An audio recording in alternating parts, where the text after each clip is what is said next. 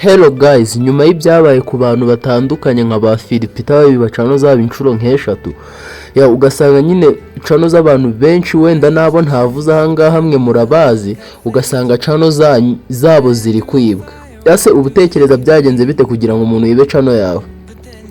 Kugira ngo ayibe nuko nyine ibintu kuyiba kwayo biba byoroshye cyane. Niyo mpamvu mwino video ngiye gukorera ukuntu ushobora guprotectinga cano yawe hakaba nta muhaka numwe wabasha kuyiba. Ugiye guhita wibaza ngo bikorwa bite. Ubwo mwino video rero nibyo bintu tugiye kureba ukuntu bikorwa. Niba ari cyo kibazo hise wibaza, we ikintu usabwa no kureba ino video kugeza irangiye. Kandi ku bantu bashyashya mwibuke gukora subscribe, like na share ino video niba bera nziza cyangwa se ninabafasha.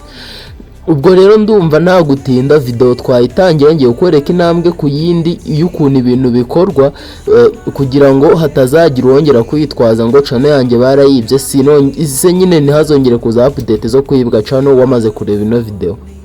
Kadutangire. Mbere na mbere urasabwa kuba ufite telefone yawe, nurangiza ujye muri Google Chrome bya bindi bisanzwe ufungure studio. Numara gufungura studio yawe yo muri Google Chrome, ikintu uri bukore uraba ufite aka message uri kubona nk'aka ko hejuru. Akari aka message ka kabiri kavuga ngo your account is a greater akanga risk n'ibiki byose nyine bari kukubwira ngo account yawe iri muri risk zikomeye cyane ku buryo buri muntu wari we wese ashobora kuyiba acokoje email yawe cyangwa agapfa kugwa nko ku kantu gatoya yabishatse yahita ayiba. Asiba ibintu ushobora kubyumva cyangwa ibintu ndi kuvuga ntago uri kubyumva. Igihe rero utarafungura zino setting cano yawe bishobora kugenda. Kandi igiye urumva nyine ubuhombye ni nko kuvuga ngo bateruye iduka ryawe ryose baritwaye.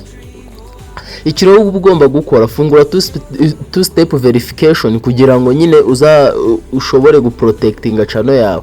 Ku bantu mwayifunguye murebe neza ukuntu ngiye kwifungura niba ariko namwe ifunguye, no ku bantu mutarayifungura ubwo nyine ndizera ko ino video ari yanyu mugomba kuyireba mukayirangiza mukamenya ukuntu ino two step verification bayifungura.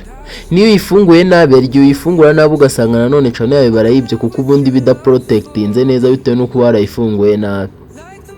Bivuze ngo rero usabwa kureba ino video kugera irangiye kugira ngo nyine tuze kubana cyase tuze gufatanya kurinda amacano yacu. Okay, nta gutinda rero ndumva twatangira video nkakwereka ukuntu ifungurwa n'ukuntu ibintu bikorwa. Urabona hano hejuru ahanga uhita uhakanda hano handitse get started uhita uhakanda. You can dismiss ubu bikuyemo.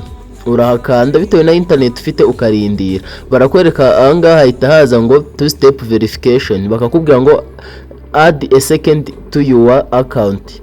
Warangiza ukaza ugakanda hano handitse add phone number ukahakanda. Iyo umaze gukanda ahanga handitse phone number rero bahita bakuzana ahantu hameze nka gutya ukabanza ugashaka igihugu cyawe. Igihugu cyawe ni Rwanda kuko ibirimo. Rwanda urazamuka ugashakamo Rwanda witonze. Urazamuka ndabona Rwanda hano hepfo dore ngiye. Nurangiza uyandikemo. Numara kwandikamo nimero yawe ya telefone navuga ko uri bukore submit. Katubanze twandikemo nimero ya telefone. Okay, urabanza ukandikamo nimero ya telefone yawe, ikindi ugacekinga neza kariyo ukareba neza kariyo. Ukarigiye wibeshye ugashyiramo nimero itari ya nyayo ugasanga nanone bibaye ibibazo. Okay, iyo umaze kuyishyiramo ikintu ukora uhita ukanda next.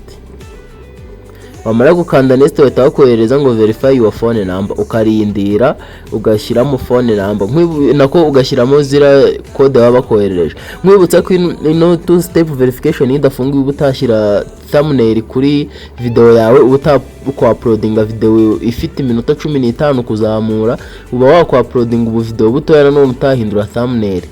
Bivuze ngo rero ino two step verification urayibona iba ikenewe.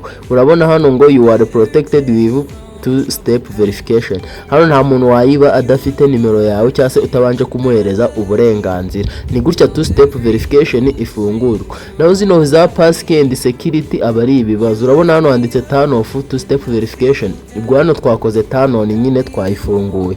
Nugaruka inyuma ntabwo bari buzanemo ka message, barakazana uhita ukanda dismiss bihita bivamo burundu. Ikindi nakubwira cyiza kino two step verification, uba wemerewe gushyiraho video y'iminota 15 kuzamura, uba wemerewe gushyiraho thumbnail, hari ibintu byinshi utemerewe itarafunguka.